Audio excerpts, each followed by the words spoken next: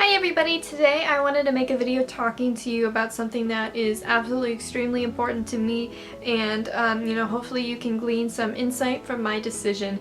And what I'm talking about is veganism. I've been a vegetarian for over a year now, and then a vegan for 6 months on top of that. I just want to tell you a little bit about my story. I'm not trying to be preachy here or anything like that, but it is something I'm passionate about, so that it's probably going to come out, but I just want people to understand my decision, and hopefully I do want more people to be vegan, and hopefully this video may influence you in that direction if that's something that you would like to do. My story is that, I've been into health for a really long time now. I really like nutrition, and I was doing that, and I watched the documentary Food Inc. on Netflix, which totally changed my life. It talked about the food industry, especially in America and, in industrialized nations. This is something that goes on all around the world. And, not only the horrible, industry, but also the factory farmings. And, I've seen before the videos of the animals and what it's like for them in the slaughterhouses, but, this one totally, it brought it up close.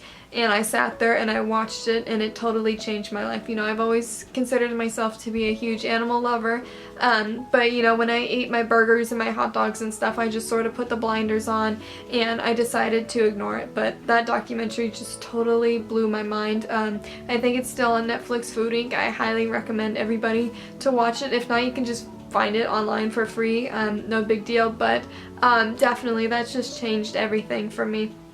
And so that day, after watching that, I decided to become a vegetarian, and I have not eaten meat since that day.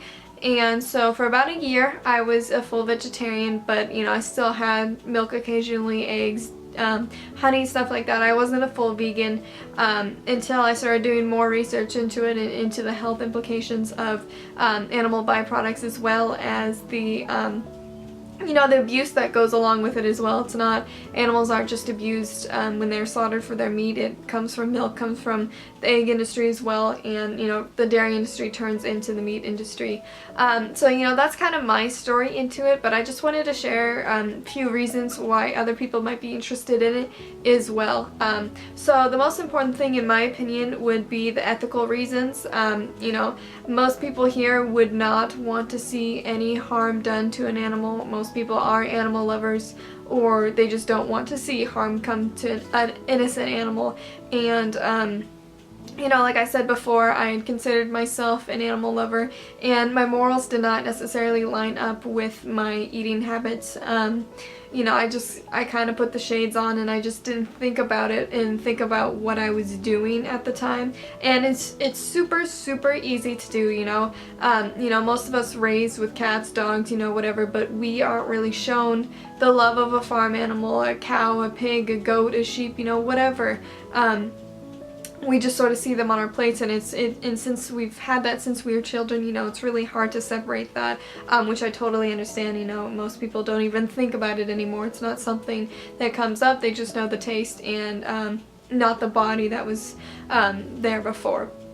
And so ethically, yeah, definitely a big deal for me, and I'm sure a lot of other people as well wouldn't want to see harm done to these animals. Even if you're buying the free range, doesn't mean that the animals live any better lives. They may have slight access to the outdoors, but honestly, they're still gonna die. Humanely slaughtered things are a joke as well. There's no way to humanely slaughter an animal that doesn't want to die. And you can try and choose the better options, but still, in the end, an animal is dying. And so, ethically, in my opinion, I don't think that is right.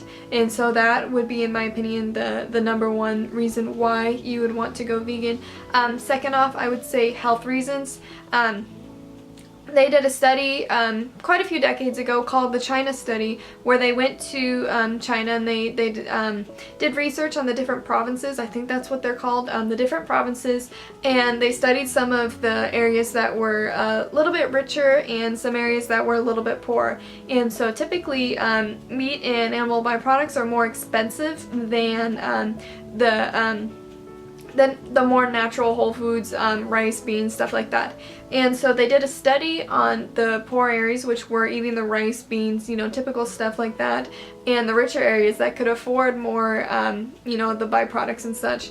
And what they found is once these provinces started getting richer and they started buying more animal products, they started seeing instances of heart disease, prostate cancer, you know, a lot of these diseases started popping up, osteoporosis, things that weren't there before are now starting to appear.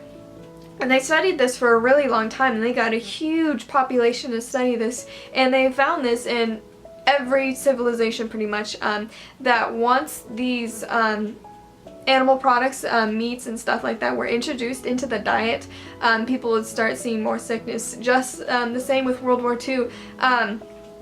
I'm not sure if it was America or a European country, but they found that when we were rationing because of the war going on and we weren't eating the meat, we were eating more canned goods, beans, you know, stuff we were growing in our garden, and we weren't eating the animal byproducts and such, you know, our instances of the heart disease, prostate cancer, osteoporosis, things like that, diabetes, started to go down while we were rationing. And then once the war ended and we started buying these things again, it shot right up like a rocket. And there's, you know, they can see clearly a visible line between those who are eating it and those who are not. Same with osteoporosis rates. United States, Finland, Sweden, some of the places that drink the most milk, they can pretty much just find a line between osteoporosis and those who consume the most milk, which I'll make another video about why milk does that.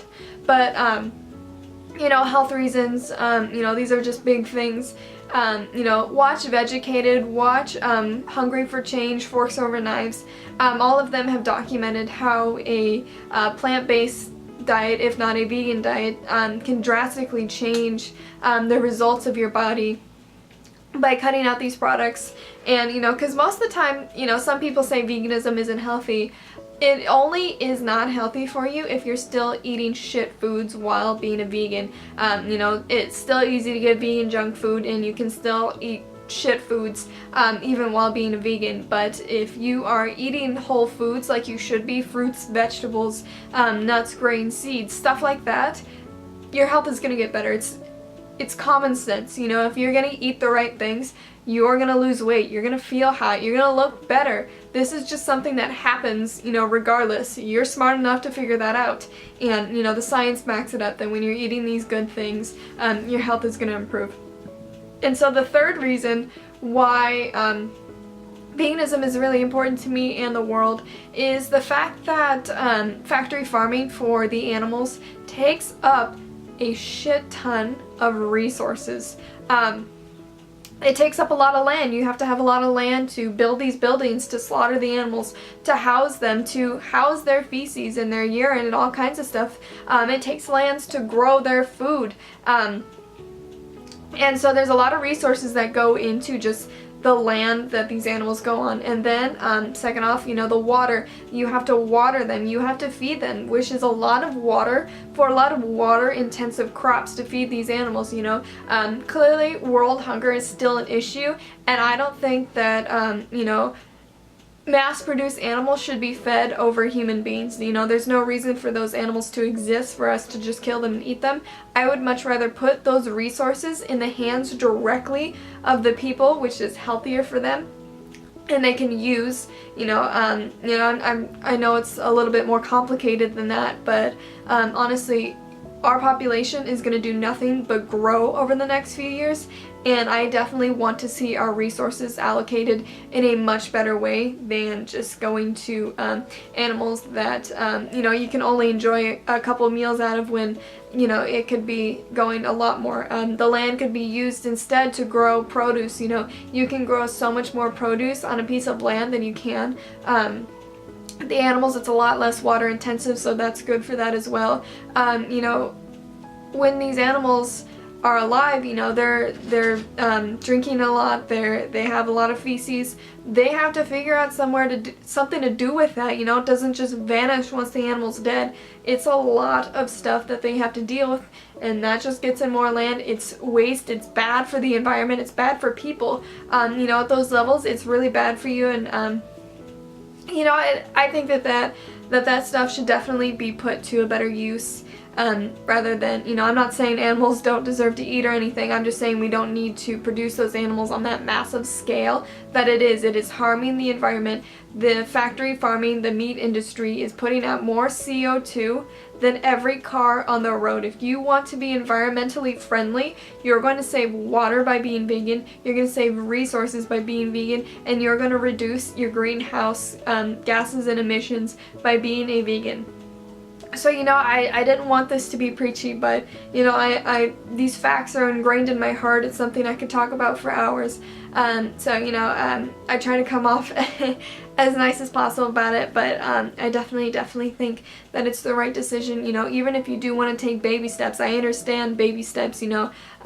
You could go all in like I did overnight, or you can take the baby steps. You know, I definitely think that this can work for everybody. And going vegan was one of the easiest decisions of my life, but it doesn't necessarily mean that you know how to become a vegan. You know, if you need anyone to talk to, feel free to reach out to me on this video. Feel free to join vegan groups in Facebook, you know, all kinds of stuff. There are resources out there for you if you want to learn more. Vegucated, Forks Over Knives, Hungry for Change, Food Inc., all great documentaries. Most of them should still be on Netflix. If not, just Google them. There's a lot out there if you want to look at the research yourself. So I appreciate everybody for being on here, and I will catch you on the next one.